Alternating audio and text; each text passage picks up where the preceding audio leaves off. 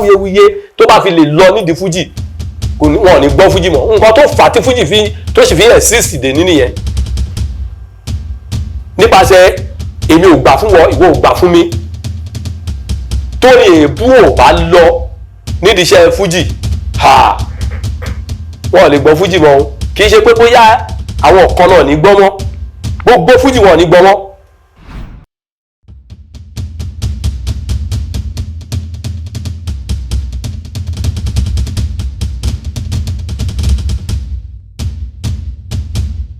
orúkọ mi ni Alhaji Shakirudeen Ọlátúndé Àkànní Ṣékí Labaika ní gbogbo èèyàn mọ̀ mí sí ọmọ bíbí ìlú Abẹ́òkúta ni mí mo dẹ̀ láǹfààní àti lọ sí iléèwé wọ́n bí mi sí Mushin Àpèsè náà bí mi sí ní Sùúrùlérè but mo brought up ní Mushin ká tó wá lo ìgbésí ayé tó kù ní Agége but secondary school mi mo lọ sí Odò Àbọ̀rẹ̀ Memorial School primary school mo lọ sí Nawarudin High School Oko-Jumbo l'Abẹ́òkúta.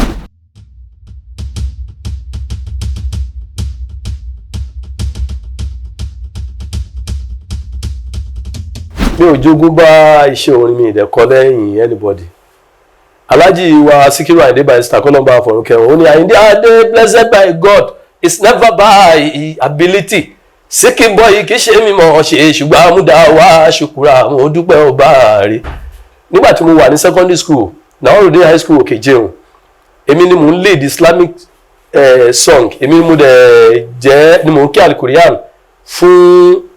Muslim Student Society so láti bẹ̀ lọ àwọn tó nífẹ̀ẹ́ wa wọ́n ní ṣé kúkú máa kọrin ohun yìí tẹ́bá tó ń kọrin owó á tó máa wọlé kò ní jẹ́ ti school nìkan ni ok láti ìgbà yẹn náà lọ ó wà lọ́kàn mi but mo bẹ̀rẹ̀ iṣẹ́ music ní December 1979 nígbà tẹ́nìkan bímọ ní ẹ̀gbẹ́ ilé tí mò ń gbé ní Abẹ́òkúta Òkègbórè níbi tí mò ń gbé tí mo ti bẹ̀rẹ̀ iṣẹ́ music yẹn nígbà yẹn kò sí àkí ń lo oníṣẹ́ kankan sákárà àti omele sákárà lásán àti igbá ṣẹ̀kẹ̀rẹ̀ òun ni a lọ bá àwọn tó bímọ ẹ pé ẹ jẹ́ ká wá kọrin ní ọ̀dọ̀ ẹ̀yin a dẹ̀ lọ wọ́n ná wa lówó wọ́n nífẹ̀ẹ́ sí wa ìyẹn ló wá fún mi ní akíkanjú ló fún mi lágbára láti keep on pẹ̀lú music.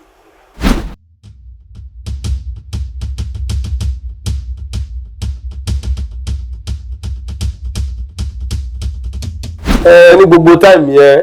mo rí àwọn Alhaji Sikiru Ayinde Barrister àwọn bàbá ni Alhaji Kollington Àyìnlá àwọn èèyàn pọ̀ lọ bẹ́ẹ̀ Alhaji Wasiu Ayinde àwọn wọn náà lókè àwọn èèyàn pọ̀ lọ bẹ́ẹ̀ tó jẹ́ aṣíwájú wa àtàwọn tá a lè dárúkọ. Ní gbogbo time yẹn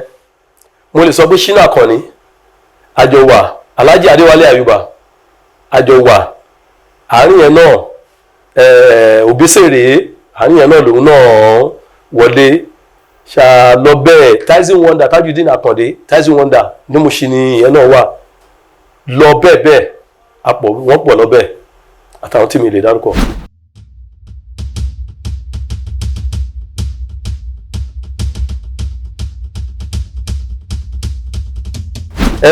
Mi ò láǹfààní gẹ́gẹ́ bí mo ṣe rò ní ọkàn mi Alhaji Sikiru Ayinde Barrister ẹni pé orin yẹn ni orin Alhaji Barrister ni mo wá fi ń ṣe wáàsí gẹ́gẹ́ bí mo ṣe understand ó ní àsìkò ní ó ayé ilé àsìkò ní gbogbo nǹkan bí ọwọ́ agogo lóyè ò tó báyà lọ́dọ̀ ẹ kó sáré gbámú kó yá mú lò kíá kò dóná ẹni nǹkan ọkàn ẹ àsìkò tí ìwà ò ní fò wá o ẹ̀bẹ̀ là ń bà láwùrà o ẹ̀bẹ̀ là ń bẹ̀ wá ìdúró àtiraka ṣùgbọ́n ní gbogbo táìmù ti wá yẹn ibi tí à ń fojú sí kọ́ ni iṣẹ́ Fuji wà lédè mọ́ a rí àwọn promoters oríṣiríṣi wọ́n kàn gbowó àkànkówó fún wọn ọ̀la ẹ̀ máa wọ studio ọ̀túnla ẹ̀ máa wọ studio ọ̀la ẹ̀ máa wọ studio ọ̀túnla ẹ̀ máa wọ studio by the time tójú fi máa là kò sí agbára ẹ̀ mọ́ ṣì mọ́ then orúkọ yẹn bó ṣe wà ní gbogbo time yẹn Ṣékí Labaika ní gangan orúkọ yẹn náà kò fi bẹ́ẹ̀ wà gẹ́gẹ́ bí ó ṣe wà ńgbà yẹn tó ń gbé wa lára pé ṣé kí Labaika wá lọ wọ studio níbi báyìí èlò lè máa ná ẹgbàáwó scam ni òun la bá bọ̀ bẹ̀ ìyẹn ló fà á tí rẹ́kọ̀dì kankan kò sì tí ì jáde so orí ibi tá a dẹ̀ fọkàn sí ni pé àsìkò Ọlọ́run ọba òun lójú tí àsìkò bá tó kò sígbà tí èèyàn dáṣọ tí orílẹ̀ fi wọ́.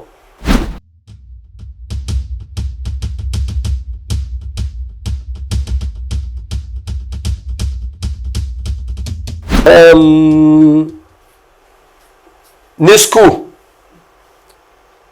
ó ní àwọn ẹnìkan tó bá bí mí léèrè ìbéèrè kan ìbéèrè yẹn gangan kọlọmbà àfọ̀rúnkẹ́ Alhaji Gawat ní Channel 7 àwọn gan béèrè irú béèrè tẹ́ béèrè yìí wọ́n ní báwo ni Labaika ṣe jáde mo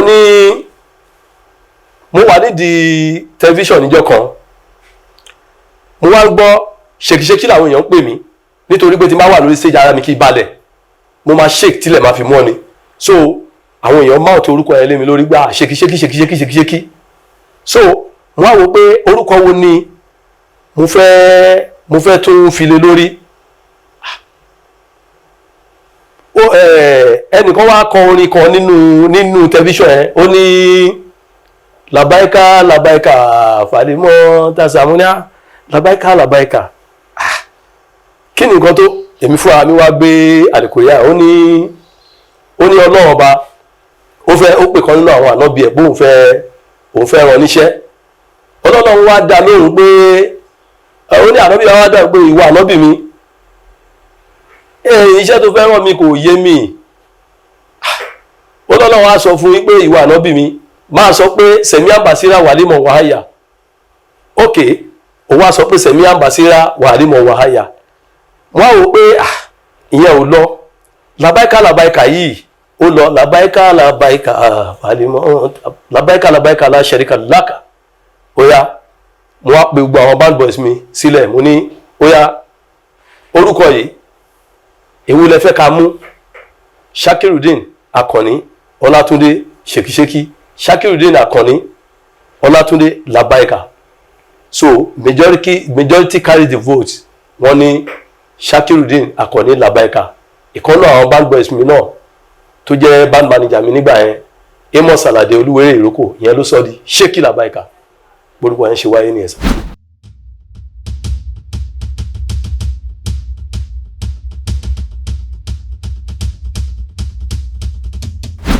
Àkọ́kọ́ ń bẹ̀ kí n kọ́kọ́ dáhùn béèrè ìtàkọ́kọ́ yẹn ṣe rí nídìí Fuji èmi ò gbà ìwọ ò gbà ó ti wà nídìí Fuji tipẹ́tipẹ́ but psychologically to my own knowledge gẹ́gẹ́ bí mo ṣe wò àti pé bí mo ṣe wà nídìí music yìí a kì í bá yumi dùn mí Alhaji Sikiru Ayinde Barrister #1 ni he is the Fuji creator káàkiri gbogbo àgbáyé. Mo rántí ọjọ́ kan gbà tá lọ sí ọ̀dọ̀ Alhaji Kollington Ayinla Alhaji Kollington Ayinla wọ́n mọ̀ Alhaji Sikiru Ayinde Barrister gbà yẹn wọ́n wá ń ké Alhaji ń ké bí ọmọ kékeré ni ẹnìkan wá sọ pé Alhaji kí lẹ̀ ń ké báyìí ó ní Sikiru ni mo ń jẹ́ ẹ jẹ́ kí n ké ẹjọ́ ẹ jẹ́ kí n ké wàláhì tàláhì ìsúwọ́bì láàrín sí mo witness so bó ṣe rí nìyẹn Alhaji Sikiru Ayinde Barrister kò sí ẹni tó ṣíwájú Alhaji wéré ló ní kálukú ń lù orí Alhaji Sikiru Ayinde Barrister oníṣẹ́ Fuji ló ti yí padà Alhaji ló change ẹ̀ tẹ́ bá gbọ́ Alhaji Wasiu Ayinde náà pẹ̀lú bóyá kọ́ bóyá ó ní gbogbo wọn ló lu gbárò làwọn ló lu kíní kan ó ní lórí Dr. Sikiru mi Ayinde adé o Ayinde Barrister orí ẹ̀ṣá lè retí yí padà ó sọ ó là àwọn èèyàn kan wọ́n kàn turn upside down ó ti sọ ó ti là everybody believe pé wéré yẹn pé Fuji ni gbogbo èèyàn ń kọ nígbà yẹn but nígbà tó dórí Alhaji Sikiru Ayinde Barrister ó kí gbogbo àwọn nǹkan tí ò sí nínú wéré yẹn ó kì bọ̀ ó dẹ̀ ní ìmọ̀ ẹ̀ ní Fuji fàájì Fuji ṣó ti yín irú jìtá àpàlà gbogbo everything òun náà ló fún wa ní definition of Fuji.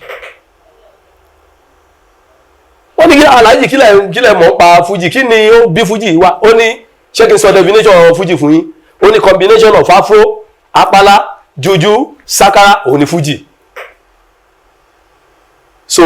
bí àárín yẹn ṣe jẹ́ ní ẹ̀sà lórí ọ̀rọ̀ ti aláàjì Ṣẹ̀fíù Àlàó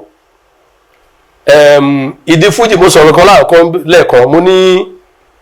níṣẹ́ Fuji iṣẹ́ Fuji gangan òun ló wà torí kò sí bẹ́ẹ̀ ní other music a máa ń gbà fúnra wa pé lágbájá yìí aṣíwájú mi ni tàbẹ̀dù yìí aṣíwájú mi ni.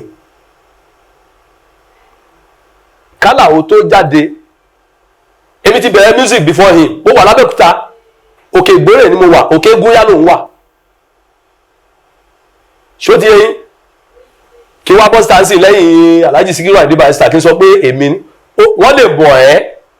síwájú ọ̀pọ̀lọpọ̀ àwọn èèyàn ṣùgbọ́n ipe lẹ́yìn Sikiru Ayinde Barrister àwọn tó dárúkọ yẹn pé òun ló kàn kò sí nǹkan tó jọ there are many people tó sínú ẹ̀pá nídìí music kan tí mo lè sọ lórí ọ̀rọ̀ ẹ nìyẹn.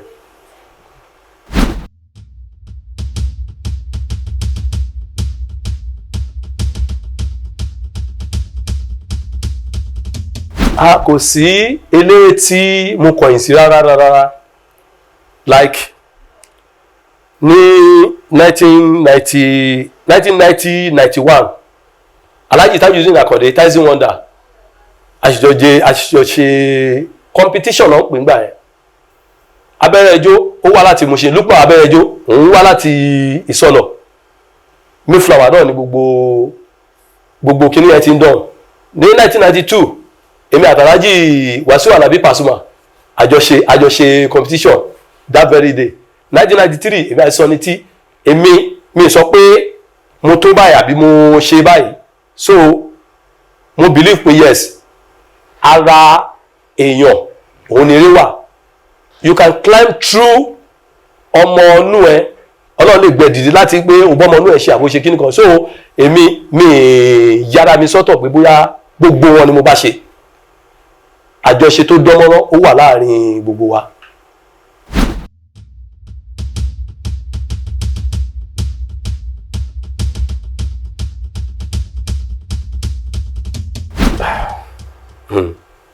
ọ̀rọ̀ wà ń bẹ o alhamdulillah ṣe rí mo ti sọ̀rọ̀ kan náà ní àkọ́kọ́ ìdojúkọ wà ní music gan seriously even àwọn èèyàn tí ó súnmọ́ yín tẹ́ẹ̀rò bí ó yẹ kó fẹ́ yín lójú àtànà máa fi sẹ́nu nídìí iṣẹ́ orin. I was once vice chairman Aige Fuman ní regime Idris Adisa èmi ni mo vice ẹ̀ ń gbà yẹn. Alhaji Isiaka Akànjí Easy Wonder òun náà tún ṣe chairman lọ́dún náà mo wà ní second vice chairman nígbà yẹn oríṣiríṣi àwọn nǹkan òun ló ń ṣẹlẹ̀ gẹ́gẹ́ bí àwọn ìdojúkọ tí à ń ní like nígbà kan sìn àwọn eléré wọ́n wá sí ibi tí mo ti máa ṣe jump 2000 deluxe ni wọ́n pe hòtẹ́ẹ̀ yẹn ní Shita ok ọjọ́ yẹn òun ṣèjọ́ ti máa ṣe jump ọjọ́ tí Wàsíù Àjàní Tẹ̀kóyè ló máa ń play ìjọ yẹn so unfortunately for him kò ráyè ó ṣàwà bá mi lé pé òun àti basketball náà wá bá mi lé pé aláì ẹjọ́ afẹ́kẹ́ díjọ́ ẹ̀ mú fún wa ẹjọ́ torí Ọlọ́run mo dẹ̀ accept mo lọ síbẹ̀ láti lọ ṣe eré yẹn àwọn èèyàn mi wá láwọn Fuji Musician Association of Nigeria wọ́n wá síbẹ̀ mo kí wọ́n mo ṣe gbogbo ẹ̀ mo ṣe gbá mo ṣàwo wọ́n sọ̀rọ̀ nípa performing levy which I did but wọ́n reviews láti gba owó yẹn lọ́wọ́ mi ipe ẹni tí mo wá represent ẹ̀ ń bí owó tó yẹ kó san bí kọ́ ni owó tí mo fún wọn yẹn so many things wọ́n bad mi nítorí pé mi ò accept mi gbà láti ṣe nǹkan yẹn mo dẹ̀ wà ní ìjọba yẹn so mi ò accept owó tí à ń láti san 500 naira mo fún wọn. Despite from that mo ṣe gbogbo wọn lálejò, mo ṣe gbogbo ẹ̀tọ́ tó yẹ kí n ṣe gẹ́gẹ́ bí eléré, but yet the next thing tí máa rí lẹ́tà ni mo rí pé wọ́n band mi pé mi gbọ́dọ̀ kọrin mọ́ ní Agége. But mo dúpẹ́ f'Ọlọ́run pé èmi náà wà ní my first show tó máa wáyé láàárín ìgbà tí wọ́n band mi yẹn, ó wáyé sí ẹgbẹ́ hòtẹ́ẹ̀ kan, hòtẹ́ẹ̀ yẹn ò sí bẹ́ẹ̀ mọ́, ó dàgbé white something náà pé hòtẹ́ẹ̀ yẹn sì Bongo ní Ànàpájà ní Alágbà, ó wà lẹ́gbẹ̀ẹ́ Alágbà yẹn gangan ni show yẹn ti wáyé. Ó wá yà mí lẹ́nu pé ẹni tó jẹ́ chairman wa ó attend party yẹn, Tẹ̀kọ̀yé everybody almost gbogbo àwọn tájọ wà lólóyè àtàwọn other musicians from Mushin gbogbo wọn wà ní party yẹn torí ẹni tó ní agbára èèyàn alágbára kan òun ló ń ṣe party yọ yẹn. Ó wá yà mí lẹ́nu, mo expect wọ́n máa kórin iṣẹ́ mi, wọ́n wá kórin iṣẹ́ mi, they just come and rejoice with me. So inú àwọn ọ̀dójú kankan òun nìyẹn, but kí play yẹn tó wáyé kò sí bí mi ò ṣe bẹ̀ wọ́n tó, kò sí ìrìn tí mi ò rìn. Wọ́n dá mi lóhùn, mo kọ lẹ́tà, mo ṣe gbọ́ everything, nobody ready to attend to me, so lèmi gan fi proof stubborn head mo fi accept plate ọgbẹ́ wá fún mi. Torí nígbà yẹn ṣé kí Labaika náà sọ lọ sí kẹ̀kẹ́ lọ́wọ́ Mushin lọ sọ́gbà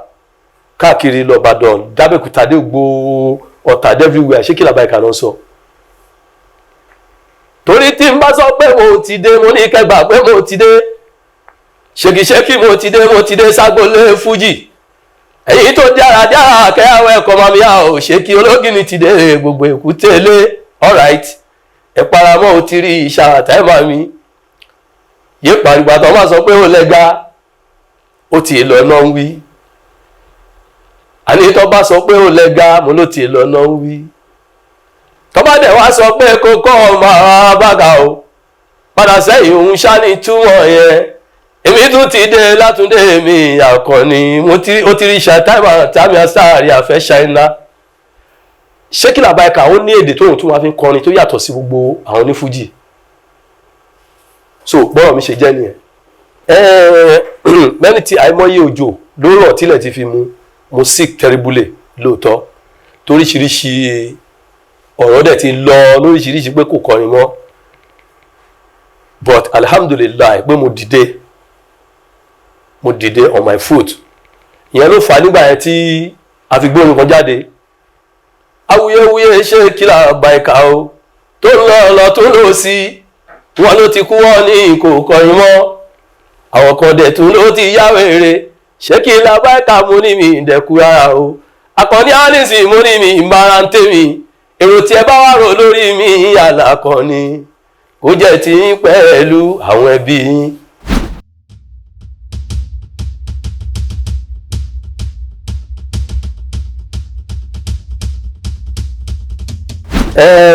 Ṣe rí Kálájì Barrister tó kú, Aláàjì sọ̀rọ̀ kan mo máa ń jẹ́ kó wà ní ọwọ́ òsì mi wípé tó bá wà nípò kó rọra ṣe, pé n tó ń pè ní ìràwọ̀ ìgbéraga gangan ló ń jẹ́ ìràwọ̀. When you are in position ẹran ara yẹn máa gùn ẹ́, it's left for you láti apply senses ẹ pé bẹ́ẹ̀ ni ṣe rí ọ̀la lè má rí bẹ́ẹ̀. Ṣó ti yé sà, ṣe rí Obesere ó kọrin kan ní ọdún kan, ó ní fẹ́ pọ́ sí fantasy Obesere commander o kó lè dùn náà ni, tí ò bá sáwuyewuye nídìí iṣẹ́ Fuji kò lè dùn. Gbogbo orin àwọn Yorùbá wa gan, àwọn bàbá wa ọmọ dìdí máa ń sọ wọ́n ní ẹkún ló máa ń bá ikùn wá, ìjà ló gbé orin wá o. Bẹ́ẹ̀ ni ìjà ló mú orin wá, orin òwe ló fà ló gbé orin jáde. Tí ò bá ti síjà orin ò lè dùn. Èmi mo jù ẹ lọ, ìwọ ló jù mí lọ, èmi ló ẹni tó bá kà sí àwọn yẹn la kórìíra, àwọn yẹn ni wọn níbi kan lọ, ó máa kàn dúró stand still sójú kan ni. kò ní níbi kan tó máa lọ. So bó ṣe wà láti ayébáyé nìyẹn tó ń bẹ nísinsìnyí bẹ́ẹ̀ ni yóò sì máa rí títí láéláé ó yẹ jẹ́ nìyẹn sà.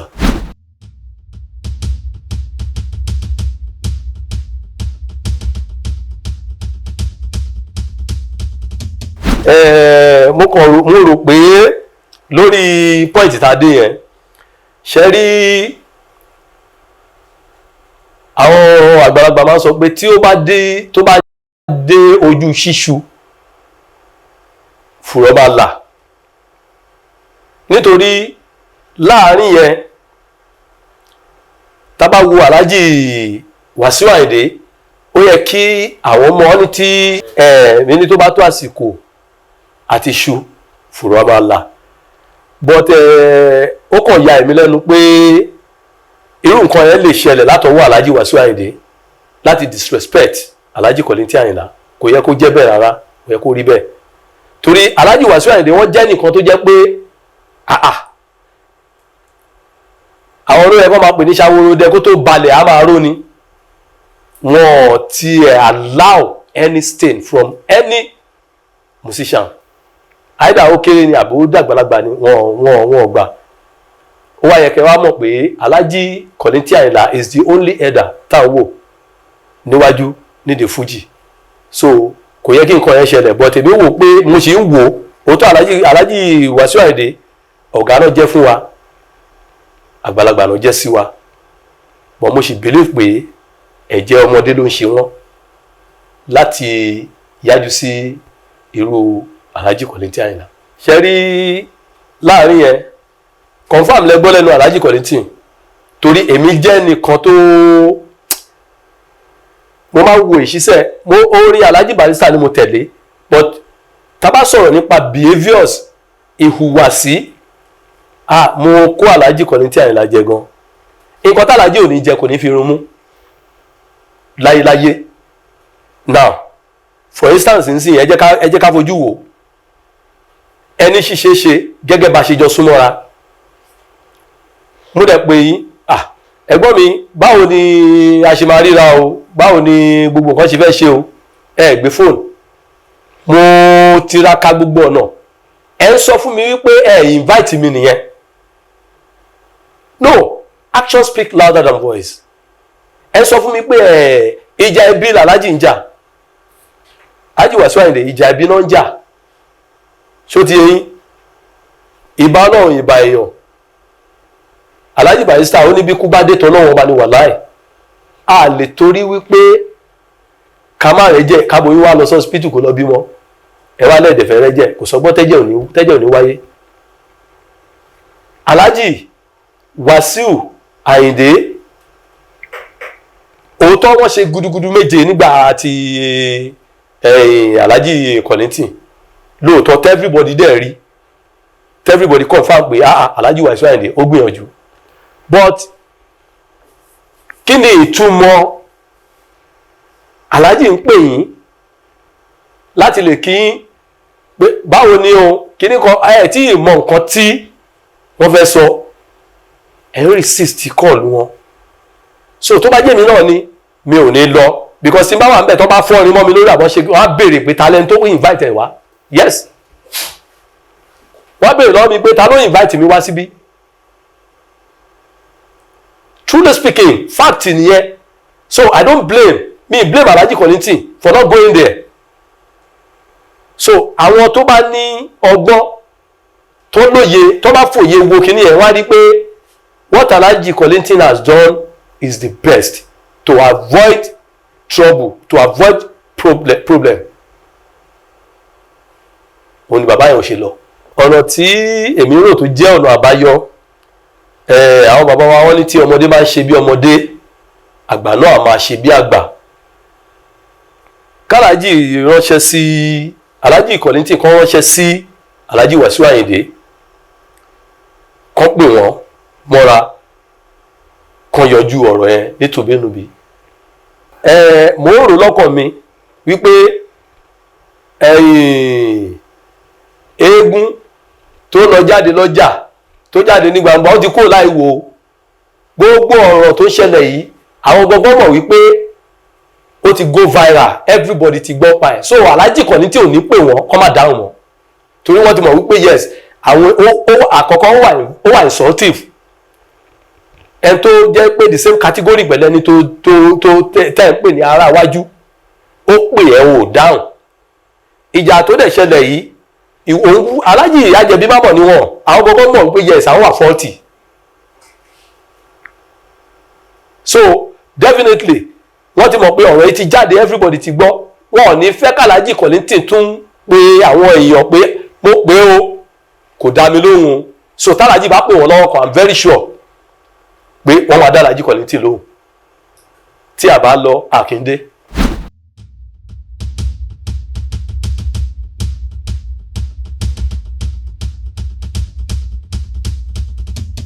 Obesere senior Paso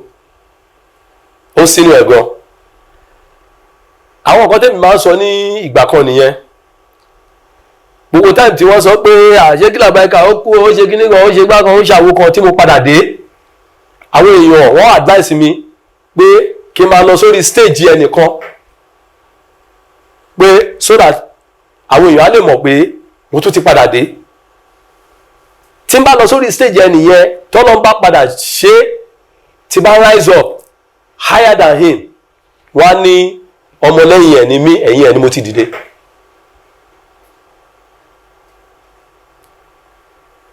Mi sọ̀rọ̀ nípa ìgbà tó ń bẹ̀rẹ̀ iṣẹ́ music mi sọ̀rọ̀ nípa age but ipe àkọ́kọ́ wà ń ta ojú tó pawó tó wọjà Obesere #1 ni is well known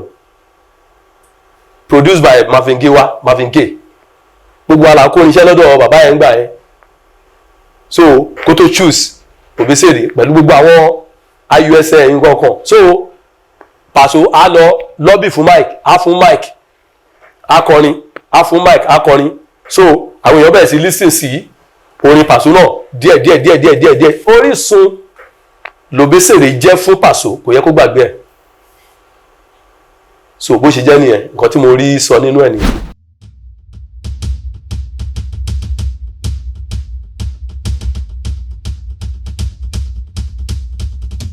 ní ti pé ṣé mo ṣe ń kọrin dọ̀la ṣe nínú ẹ̀jẹ̀ ló wà mo sọ fún yín pé mi ò kọ́ iṣẹ́ orin lọ́wọ́ anybody so òun ló jẹ́ kí kódà kí n tó ṣe nǹkan méjì gan-an tí n bá wà nílé pé mo ń ṣe nǹkan kan kí n tó ṣe nǹkan méjì màá ti kọrin bíi 15 ó so mọ̀ mi lára gan tó wà ní ẹ̀jẹ̀ mi so ìyẹn ni ò jẹ́ kí n move far away from Agege Fullman ìyẹsí ni mò ń gbé sí ó yẹ kí n máa bá àwọn ará ìyẹsí ṣe mọ́ ọ̀tà mọ́ gbogbo ẹ̀ but mo ti use mọ́ àwọn Agege Fullman then ọ́fíìsì mi number 120 oníwáyà òun ní ọ́fíìsì mi wà tẹ́tẹ́lẹ̀ so ó jẹ́ kí n fara mọ́ àwọn Fullman Agege so àjọṣepọ̀ tó dánmọ́rán ó wà láàrin wa a sì jọ ń ṣe títí dìsìn.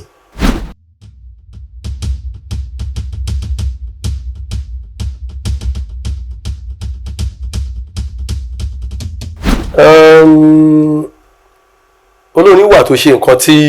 ó dùn mọ́ mi ní time tí mo sick yẹn màmá mi náà wọ́n wà lórí sick bed but Ọlọ́run mo dúpẹ́ fọ́lọ́run pé Ọlọ́run gbé mi dìde gbàtọ́ Ọlọ́run gbé mi dìde mi ò tí wà òkè náà tán mo tún gbé màmá mi káàkiri tó fi jẹ́ pé at the end of the day màmá mi padà ṣaláìsí that was 2017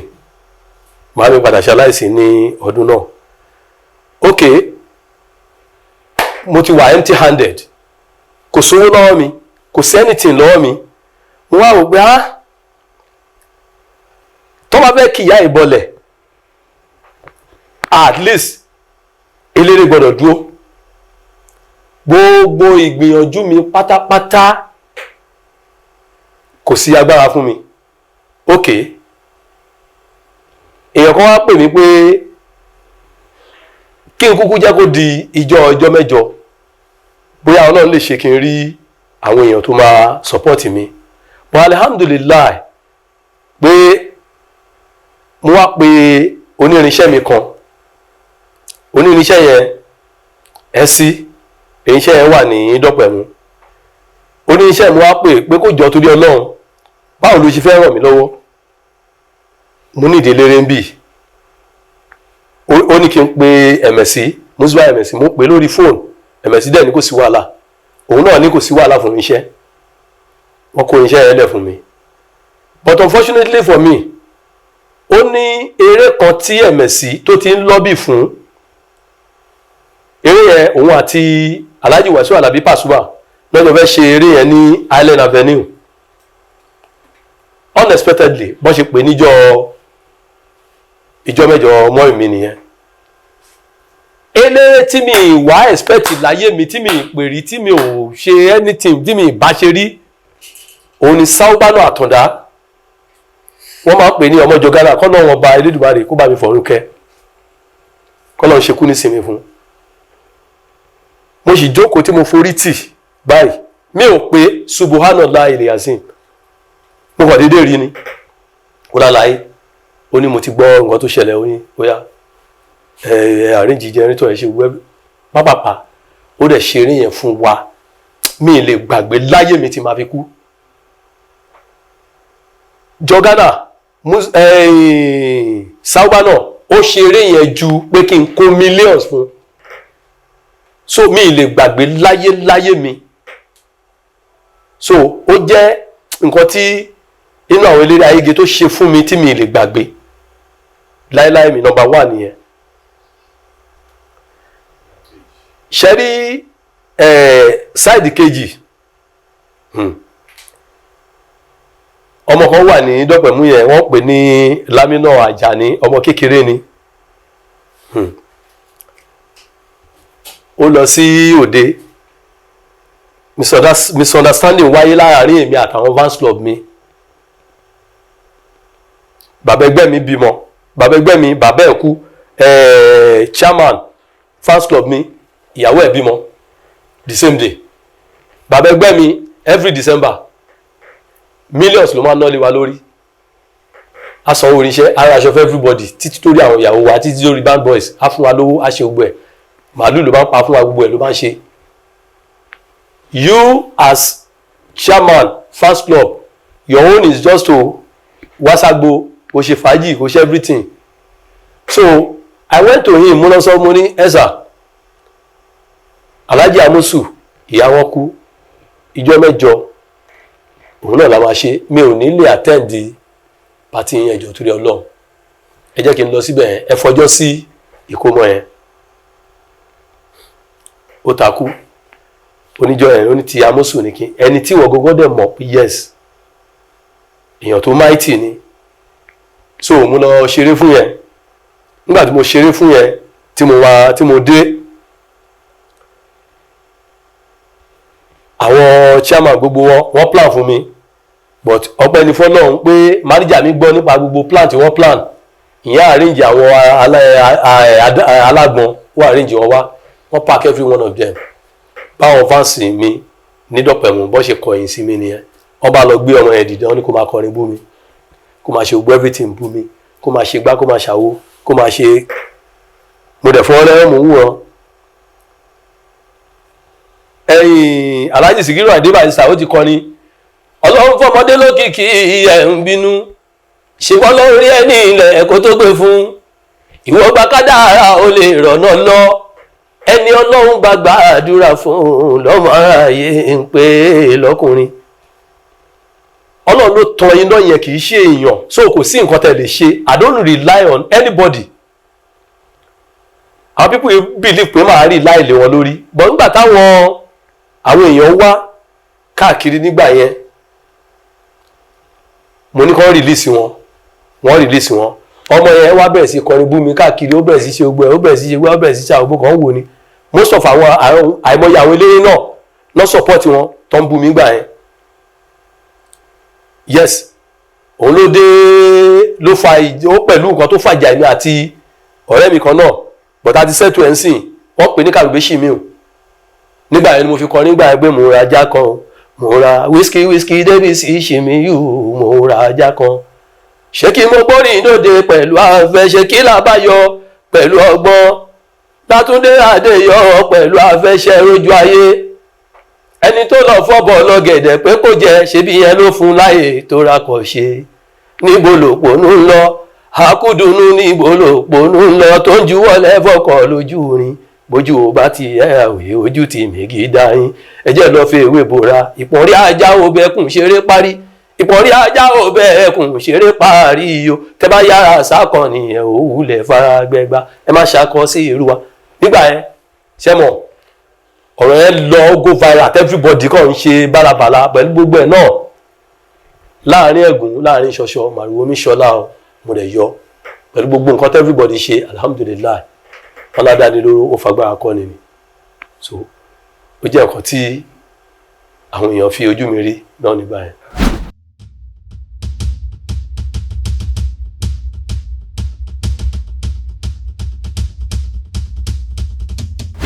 Àkọ́kọ́ tí ẹ sọ nípa àwọn ògo tuntun, ṣẹ́rí mọ́tòmọ́tò tó wà nídìí iṣẹ́ Fuji òun ni ò jẹ́ ká rí ògo tuntun. Àwọn àkùkọ gàgàrà wọn ò fẹ́ kí kéékèèké kó kọ. Mo rántí nígbà kan mo wo nǹkan kan ní orí tẹlifíṣọ̀n tí alàgbà kan prophetize tó ní nídìí iṣẹ́ jùjú tí àwọn tó jẹ́ olórí jùjú tí wọn ò bá fọ̀nà lẹ̀ fún àwọn ọmọ kéékèèké tó ń bọ̀ níyẹ̀yìn pé igbá máa ṣẹlẹ̀ o, àwo máa ṣẹlẹ̀ o, kọ̀ọ̀kan máa ṣẹlẹ̀ o, tẹ́ bá wò dáadáa ní táìmù yẹn mẹ́wàá ṣẹlẹ̀ lóòótọ́ o, mi ní dárúkọ o, ṣùgbọ́n fún nǹkan tí wọn ò fẹ́ kó padà ṣẹlẹ̀ ó padà ṣẹlẹ̀, àwọn ọmọ yẹn wọ́n padà ṣe kí ni, wọ́n bọ́ta. Ìgbà yẹn ni Délé Táíwò, ìgbà yẹn ni Tóyìn Ògúns, many musicians wọ́n rise straight. Àsìkò yẹn náà sì ń bọ̀ in Fuji music because àwọn àkùkọ gàgàrà wọn ò fẹ́ kíkí kéékèèké, wọn ò fẹ́ kọ́kọ́. Àwọn nǹkan tó ń fà á gangan nìyẹn. Tẹ́ bá rí lè tó bá kọrin bíi lágbájá, tẹ́ rí lè tó kọrin bíi tàmẹ̀dù, á wò pé tóun ò bá ti lè sí nílé báyìí, irú ẹni tó máa fẹ́ pè nìyẹn. Tóun bá dẹ̀ tún fi lọ fi nǹkan kan kún tiẹ̀ tó tún fi dáa ju tòun lọ, wọn ò ní pè òun mọ́, ẹni yẹn náà máa pè. So he will never pray pé kí ọmọ kan kó dìde lẹ́yìn òun mọ́ láíláí, wọn ò ní gbà. Concerning ti Alhaji Konta tẹ́sọ, ṣe rí mo sọ̀rọ̀ yẹn lákọ̀ọ́kọ́, mo ní ìjà ló gbé orin wá. Tẹ́ bá rántí ẹ béèrè lọ́mi pé kí ni nǹkan tó lè fà á tí Fuji tí ò fi ní sáwuyewuye kí ní kan, táwuyewuye tó bá fi lè lọ nídìí Fuji wọn ò ní gbọ́ Fuji mọ́. Nǹkan tó fà á tí Fuji tó sì fi exist dè ní nìyẹn. Nípasẹ̀ èmi ò gbà fún wọn, ìwọ ò gbà fún mi, tó ní èébú ò bá lọ nídìí iṣẹ́ Fuji, wọn ò lè gbọ́ Fuji mọ́. Kì í ṣe pé bóyá àwọn kan náà ní gbọ́ mọ́, gbogbo Fuji wọn ò ní gbọ́ mọ́. Tí ó bá ti sí pé à ń jìjà dùn kankan, èmi ni mo kọ́kọ́ jẹ́ kinní kan, èmi mo kọ́kọ́ lọ lóyìnbó, èmi ni mo kọ́kọ́ ṣe kinní kan, ilé mi èmi mo, tẹ́ bá rí nǹkan kan ó ṣẹlẹ̀ lórí social media, mo ti rí kinní yẹn, wọ́n gbé ilé tí Paso tó ẹ̀ṣẹ̀ ṣe, wọ́n gbé sẹ́gbẹ́ kan, wọ́n gbé ti Obesere sẹ́gbẹ́ kan. So kí ni nǹkan tó ń sọ fún wa ni wọ́n fi ń wéra wọn nìyẹn. So tí ìjọ tí kinní yẹn bá ti lè stop, wọn ò ní gbọ́ Fuji mọ́. Àwọn nǹkan yẹn gangan òun ni epo àtàtà àti iyọ̀ tó máa ń jẹ́ kí Fuji dùn. Tí ò bá ti síjà tó ti quiet, kò sí nǹkan kan di Fuji mọ́, kan tó ń jẹ́ kí Fuji dùn nìyẹn. Tẹ́rí ti Alhaji Gbogiráyè Àyìndé, mi ìbáyà díà yẹn because mo ṣe rántí nǹkan nú àwọn ọmọ mi kan, it's one of Ayége star, mi ní dárúkọ ẹ̀ nísìnyí, wàláhì tàláhì ìsúnmọ́bí láàlá sí, kò ní àjẹsára kan tó ju búrẹ́dì àtẹ̀wà lọ. He did nothing. But kí n má dárúkọ ẹ̀ gan, is the only musician tí wọ́n gate, tó bá kàn fẹ́ ṣe job wọ́n máa gate, tó bá fẹ́ ṣe anything wọ́n máa gate. kò ní àjẹsà ó ti lọ Mẹ́kà ó ti lọ lóyìnbó ó ti ṣe ó ti Highlander ló lòun sìn is the only musician tó jẹ́ pé yes òun lọ gate kò ní búrẹ́dì kò ní nǹkan kan tó ju búrẹ́dì kò dájẹsára kan tó ju búrẹ́dì àtẹ̀wà lọ so kò jẹ́ dandan téèyàn bá torí bọgbá tó bá torí bàwò kó tó di pé ó ṣe kínní Alhaji Sikiru Ayinde Barrister ó ní bí kínní kan rú mi lójú máṣálu alamaya gbé Kùránì máyà kọ́kéwù mábolúwà tó láyé téèyàn ẹni ẹ̀sìn yóò ń kéèyàn máa sìn kó kún fún ìbẹ̀ lọ́hùn àti àdúrà màmá mi máa ń sọ kínní kan kó tó di pé wọ́n kú ifun bàbá mi wọ́n ní tó o bá ń bẹ lọ́hùn fún nǹkan kan ó dàbí ọ̀rọ̀ pé àwọn alágbẹ̀dẹ ni tó máa lu ní ẹ gbáhùn gbáhùn gbáhùn gbáhùn pé tí ò bá stop irin yà fọ̀ pé tó bá ti tọrọ nǹkan kan lọ́dọ̀ Ọlọ́run tí nǹkan ẹ̀ ò tí bọ́ sí pé jí lóru kò sọ fọ́nà ní time tí kò sí crowd lọ́sàn-án ká accept pé èèyàn bíi trillion ló wà lọ́sàn-án tó ń gbẹ tó ń pọ̀ náà pé ó yá Ọlọ́run ò rí bí listen sí tiẹ̀ wọ́n jí lóru ó máa wà pẹ̀lú ó máa wà nínú àwọn tó náà máa gbọ́ kó o tó ṣe ìyẹn kó o tó ṣe for long definitely Ọlọ́run ọba Elédùmarè á gbọ́ ètò sọ ó ti di dandan kò dìgbà téèyàn bá ṣe àwọn nǹkan yẹn kó tó di pé rán lọ bí Gbógeráyè tẹ ní tó gbé tiẹ̀ gbà ó yàtọ̀ ṣó ti yẹn ṣe rí àwọn nǹkan téèyàn bá fẹ́ ṣe èèyàn máa ṣe with senses ni kò sí gíragíra àràgbélayé tí wọ́n máa ń sọ àràgbélayé tó máa ń sọ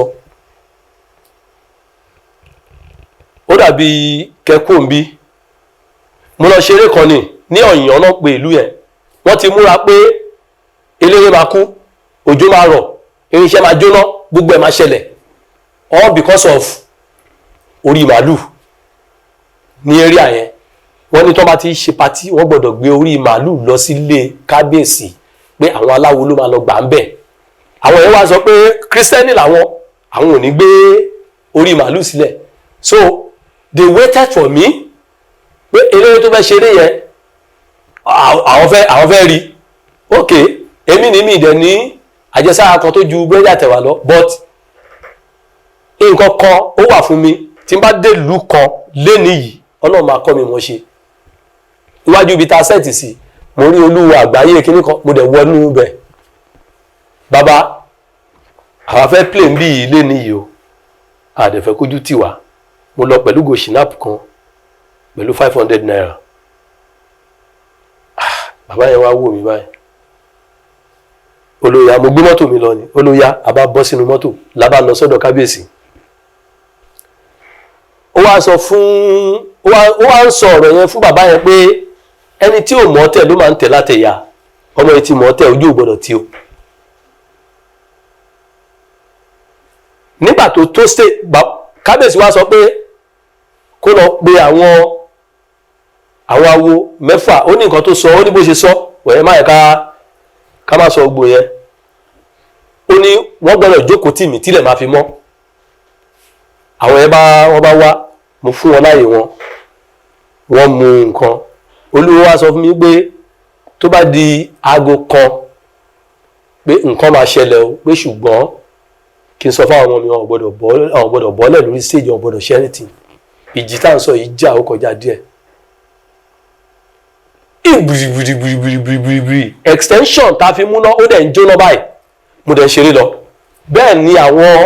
àwọn sọ fún mi pé kí n continue kí n máa ṣe mo dẹ̀ ń play lọ òjò yẹn wá báyìí wáá bí ẹni pé àṣẹ ni gbogbo kinní tán yẹ wọ́n ti program ẹ̀ ó gbọ́dọ̀ ṣẹlẹ̀ òjò yẹn wá báyìí wáá ó ṣáwà lọ bí ó ṣe wá mọ́ nìyẹn atẹ́gùn dẹ̀ stop iná dẹ̀ kú ẹ lè believe mi pé extension yẹn tó jóná yẹn la fi play títí di àárọ̀ mi dẹ̀ stop not until 11 o'clock party yẹn brutal ó kọjá bẹ́ẹ̀ so ọgbọ́n ọdún gbà míì ó máa ń ju àwọn nǹkan yẹn lọ. Ìrálé ayé gbé kan nìyẹn. Ìrálé ayé gbé ọ̀dà wọn táwọn èèyàn ń sọ àṣejù ó ti pẹ̀lú. Àṣejù ti pẹ̀lú. Ẹ wò ó sìn mi jẹ́ nǹkankan mo wọnú ilé bàbá yẹn kájẹ̀ ní tátàtà náà tí mo gbọ́ náà èmi náà ń ṣagídí mo wí bí mo ṣe lè wí wọ́n dẹ̀ gbà mí gẹ́gẹ́ bí ọmọ ọ̀dọ̀ àgbà. Now ẹlòmí àdébẹ̀ kọ́ bá lè mọ̀ pé ó jẹ́ bákan a máa proof bákan nǹkan tí mo fi 500 naira ṣe pẹ̀lú ìgò shinap 50,000 lè máa yànjú 100,000 lè máa yànjú ẹgbẹ́ àwọn eléré wà confam tó yẹ pé téèyàn lè belong. Tẹ́ bá ní kí n dárúkọ mo lè dárúkọ tó 20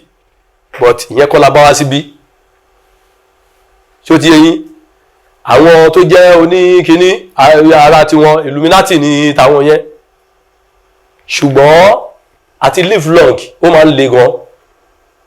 Tàwọn tí onífújì ti wá ó wà lóòótọ́. Ṣùgbọ́n láti dance to their tone. Tó bá fẹ́ gbégbé ó lè you can't live on your own mọ́ tó bá ti darapọ̀. Àwọn náà máa dictate fún ẹ which is very very bad. Ó better kéèyàn ra lé ayé ara ẹ̀ gbé on his own kéèyàn má bá wọn ṣe.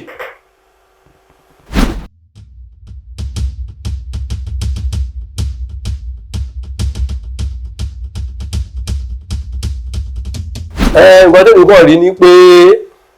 gbogbo ìwẹ̀ la lè wẹ̀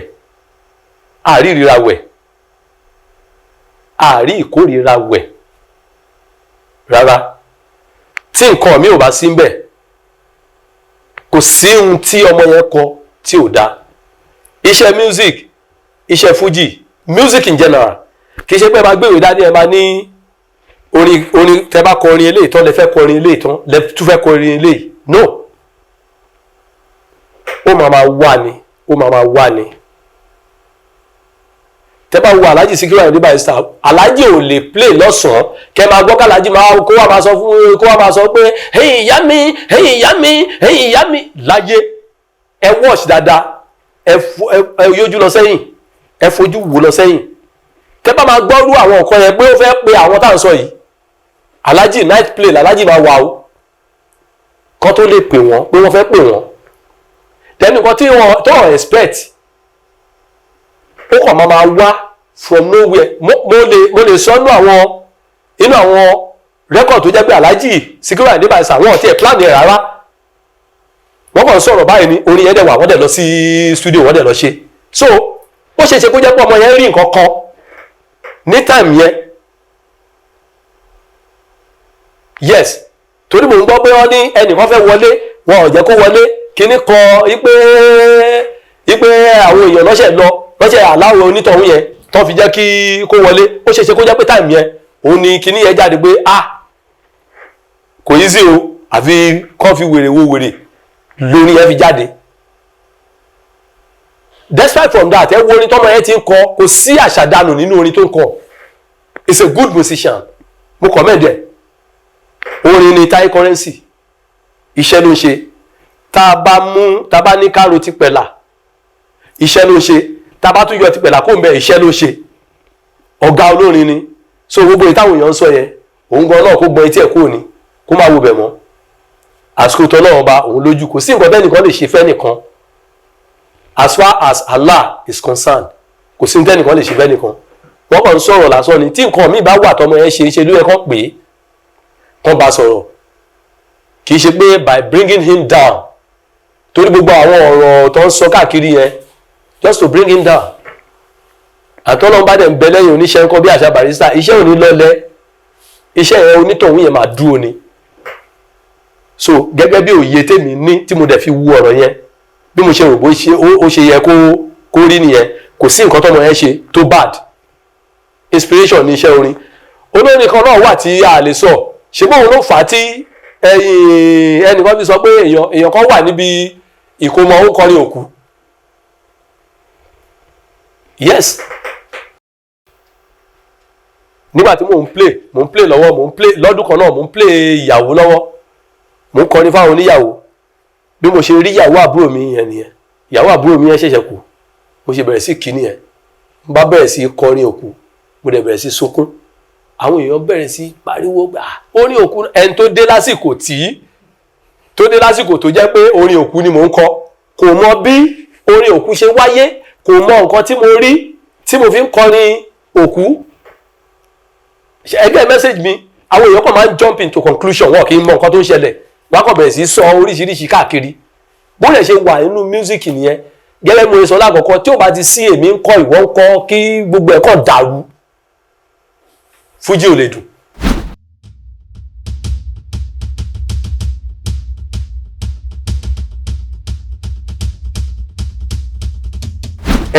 èmi lọ́kàn tèmi o misunderstanding tó wà láàrin òun àti Paso ló fa gbogbo nǹkan tó ń gbé káàkiri yẹn and bóyá mi ò dẹ̀ rí dáadáa ní o Táyé ò bẹ Paso ní ìlú yìí ó tún lọ sí Mẹ́kà ó tún lọ dọ̀bálẹ̀ ó tún bẹ̀ despite from pé Alhaji Wasiu Ayinde tún bẹ̀ ọ́ tún bá bẹ̀ ọ́ tún ní kó dọ̀bálẹ̀ kó bẹ̀ bàbá ẹ ní Paso ó dẹ̀ tún bẹ̀ kó prove stubborn what else àkínṣe ọlọ́run náà so kò yẹ kó wo irú àwọn nǹkan yẹn kó máa fi blackmail ẹ kó máa fi láti lè pé kó lè drop ẹ kódà ọlọ́run mọ̀ọ́mọ̀ ti gbéga iṣẹ́ tó lọ́run bá ṣe ẹ má fọwọ́ bò ó yẹ jẹ́ ní ẹ̀sán.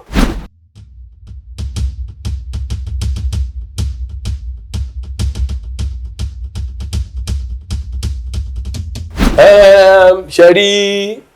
mo ti sọ ní àkọ́kọ́ mo ní iṣẹ́ Fuji ẹ mọ̀ pé tẹ́ bá wo dáadáa ojú ẹsẹ̀ Wasiu Ayinde òun l'Obesere tọ̀gòkè o dúdú ni Wasiu Ayinde tọ̀gòkè dúdú l'Obesere tọ̀gòkè ṣó di eyín tí ò bá sí misunderstanding láàrin dúdú pẹ̀lú Wasiu Ayinde Obesere ò lè rọ́nà ń bẹ̀ láéláé ẹ̀dẹ̀mọ̀ nísìnyí mò ń bá yín ṣiṣẹ́ látọ̀dọ̀ mi ẹ̀ rí bí 1 billion ọmọ kan wá dé òun bá mi ó ń bá yín ṣiṣẹ́ ẹ̀ rí bí 2 billion ẹjọ́ ta lè fẹ́ fara mọ́ bí mo ṣe gbọ́ bọ́rọ̀ ẹ̀ ṣe jẹ́ òun nìyẹn so definitely èmi tẹ́mi ń fún yín bí tẹ́yẹ̀ rí 1 billion ní àti ara mi tí mò ń ṣiṣẹ́ 1 billion fún yín tó wá dé tó lọ bẹ̀rẹ̀ sí kó 2 billion a máa hate ara wa dọjọ́ kú ni èmi ẹni tó dẹ̀ ń kó 2 billion tó ń kó wá òun gan náà gbogbo àwọn kọ́nàkọ́nà kan tí èmi ò tún mọ̀ òun tún mọ̀ tó fi jẹ́ pé wọ́n fi support ara ẹ̀ tó jẹ́ kó tètè dìde gbogbo àwọn nǹkan yẹn náà ò lè jẹ́ ká like ara wa ìyẹn pẹ̀lú tí ò jẹ́ kó bow down fún Alhaji Wasiu Ayinde ṣó di eyín torí tó bá yẹ pé kò sí gbogbo irú àwọn nǹkan bẹ́ẹ̀ yẹn nítọjọ́ orí Alhaji Wasiu Ayinde kì í ṣẹgbẹ́ Obesere ìsànáìsọ kò ń ṣọ̀rọ̀ tẹnu nígbà tí irú àwa bá fi lè sọ pé bóyá mo ṣe 60 lọ́dún yìí July 5 1965 mo ṣe 60 mi lọ́dún yìí so most of them wọ́n dẹ̀ sọ pé àwọn ṣe 60 àwọn ṣe 58 àwọn ṣe is a lie amúra wa èmi ò fẹ́ lọ nísìnyí thank God pé a sì ń bẹ lọ́hùn pé kọ́lọ́hùn kó tún padà gbé wa sókè kì í ṣe pé mo fẹ́ lọ fi ọjọ́ orí mo fẹ́ lọ fi gba mọ́tò àbí mo fẹ́ lọ fi gbowó ní báǹkì. I was born on July 5 1965 so mo dẹ̀ ṣe 60 mi ní July 5 lọ́dún yìí so àkàìmọ́yà àwọn musician mo mọ̀ pé yes a kì í ṣe sàwáwù tí mo mọ̀ pé mo jù lọ bọ̀ tẹ́ bá rí mi láàrin wọn ẹ̀rù bẹ́ẹ̀ mi ni mo kéré jù yes kò sí nǹkan tí ìgbéraga tó dà fún yàn kò tí ì yé Obesere ni kò ṣe calm down tó bá padà yé kó má pẹ́jù kó tó yé ni because aṣíwájú òun láṣíwájú máa jẹ́ it's not done anywhere àdébí ìgbóhùn ti gbà fún Wasiu Ayinde ó ṣeé ṣe kí gbogbo awuyewuye tí Paso kó má wáyé kí Paso náà ti gbà fún Paso ò gbà fún àwọn musician kan náà tó wà tí mi gbọ́dọ̀ dárúkọ yẹgbà instead of ma respect papa ni ẹ mọ̀ pípa tí kò sẹ́ni tó máa sọ pé bọ̀dá papa ẹ̀gbọ́n bá ṣùgbọ́n kí ọ̀ ṣe báyìí papa àti papa ẹ mọ̀ pé ẹ ti rí difference ti wà ń bẹ̀ èèyàn tó akósókè fún everybody ti is a nice one everybody ti rí pé ẹni yìí ó gbà fún lágbájá so tó bá yé Obesere tó bá yé dáadáa ó yẹ kó calm kó gbà fún aṣíwájú ẹ̀ wàṣíwájú ẹ̀.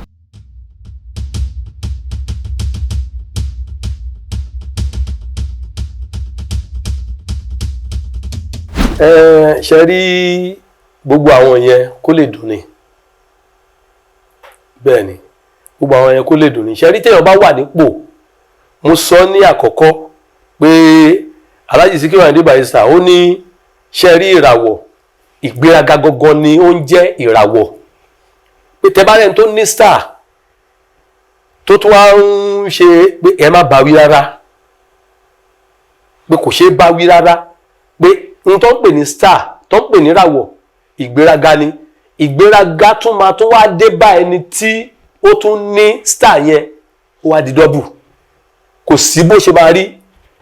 tí Alhaji Wasiu Ayinde bá bojú ẹ̀yìn báyìí ẹ mọyì àwa tó máa rí so àwọn yẹn lásán ó máa ń jẹ́ kó mọ̀ pé yes òun láwọn èèyàn lẹ́yìn òun láwọn ọmọ lẹ́yìn so ìyẹn lè tì wọ́n sọ gbogbo àwọn nǹkan yẹn pọ̀ lójú àwọn ẹlòmíì tá bá fojú wò ní sáìdì kan bíi pé ó ń downgrade Alhaji Kollington Ayinla ni but in music kò síbi tí kódà ṣàṣà ní program Alhaji Barrister tí mi ò watch àárí bí kọ́kọ́rọ́ kankan tó ti fàlẹ́ lọ́wọ́ ju mo pè ẹ́ ní ọba Fuji Alhaji dẹ̀kan ló pè lọ́ba Fuji tẹ́ bá gbọ́ Alhaji ń play ó níbi tí Alhaji ti ń play tó ti wá sọ pé òun ló ń bọ́ Alhaji ní àwọn gbọ́ pé ó ní wọ́n fòun jẹ ọba Fuji àwọn dẹ̀ fàmọ́ra àwọn ẹ̀dọ́sẹ̀ ó yá ọba Fuji ni ìbálàjì náà lọ fi Saheed Òṣùpá lọ fi jọba orin public assessment kì í ṣe pé bóyá ọ̀rọ̀ tẹnu gbá ọba orin ni ẹ Alhaji náà lọ ẹ̀dọ́sẹ̀ difference wà nínú ẹ̀ ṣọba Fuji ṣóhun mọ́ pa orin ni yes so téèyàn bá ní èèyàn fẹ́ go deep play lórí nǹkan yẹn ẹ máa ṣe many people ẹ máa ṣe èèyàn gan because Saheed Òṣùpá orin ni Ọlọ́run fún Alhaji Wasiu Ayinde tẹ̀gàn ní ẹ̀ orin bá ọ gbé ṣùgbọ́n téèyàn bá gẹ́gẹ́ bí mo sọ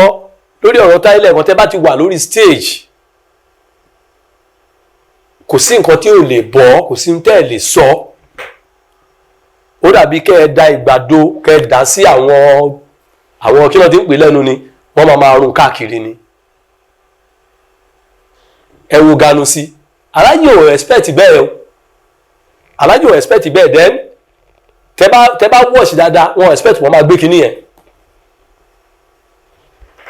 ẹ wo kinní yẹn padà wá gbé wọn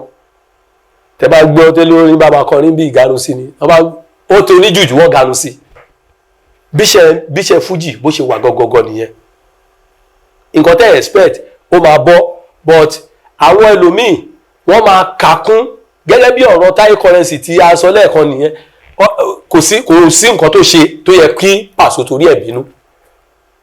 bàbá ẹ̀ mo jẹ́ tó mi bí o ọ̀gá mi ni ọ̀ lè bí mi lọ́wọ́ ọ̀ ṣe bàbá mi ìyẹn ò tí tó wàhálà ọ̀rọ̀ ká fi ọ̀rọ̀ ṣeré ni àwọn èèyàn wọ́n fi other side of their own wọ́n fi wò wọ́n dẹ̀ turn it upside down wọ́n dẹ̀ bẹ̀rẹ̀ ọmọ yẹn náà bóyá ọṣẹ tó fi ń wẹ̀ ni I don't know yes I don't know because he's a good musician Taye Currency is a good musician I love him I love Paso I love Saheed Òṣùpá I love Alhaji Wasiu Ayinde almost all of them but my own musician lọ́mọ tèmi nífẹ̀ẹ́ sí jù láyé mi o Labaika ni o mo nífẹ̀ẹ́ sí torí mi ìfẹ́ mọ̀ bó ṣe rí bí mo ṣe máa ń ṣe ló ṣe máa ń ṣe ìdọ̀bálẹ̀ ní everybody wọ́n dẹ̀ sọ pé ẹyẹ ìbẹ̀rù òun ló ń tọ́jọ́ ṣùgbọ́n ẹyẹ tó ń ṣe báyìí fún tó ń wé fún òkúta tó ń ṣe báyìí títí tí a máa fi rí ẹni tó máa wọn sẹ́ńtà ẹ̀ tó máa fi sí lágbárí tó máa fi wọ̀n kò ní mọ̀. So nǹkan tí mo rò nìyẹn lórí ọ̀rọ̀ ti Wàsíù Àyìndé yẹn ẹmẹ́nu kò ń bẹ̀ wọ́n lè claim Fuji once Alhaji Kollington Ayinla still alive wọ́n lè claim báwọn làwọn ní Fuji.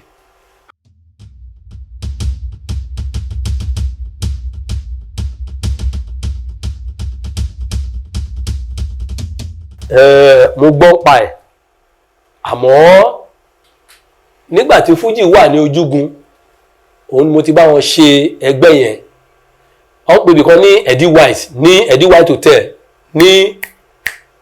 Powerline ibẹ̀ la ti ń ṣe nígbà yẹn ẹni tí ò bá lóògùn arìnyà tó bá jayọ ó máa bìdànù ni o tá bá wá sí meeting lẹ́nìí the next meeting tá bá tún máa wá ẹ máa gbọ́ pé olórin bíi mẹ́rin kan kú the next meeting tẹ́ bá ti máa wá ẹ máa gbọ́ pé olórin bíi mẹ́ẹ̀ẹ́dọ́gbọ̀n kan kú so oníkálukú ń sá àsálà fún ẹ̀mí ẹ̀ ni few of àgbà musician ló ń ṣe ẹgbẹ́ yẹn not all so everybody package rẹ̀ sáyé everybody wà láyé ẹ̀ ni àwọn tó máa ń pè ní àwa ara wa ríra wa àwọn náà ń ṣe so ọ̀dọ̀ wọn náà lówó yẹn ń sọlẹ̀ sí bó ṣe jẹ́ nìyẹn.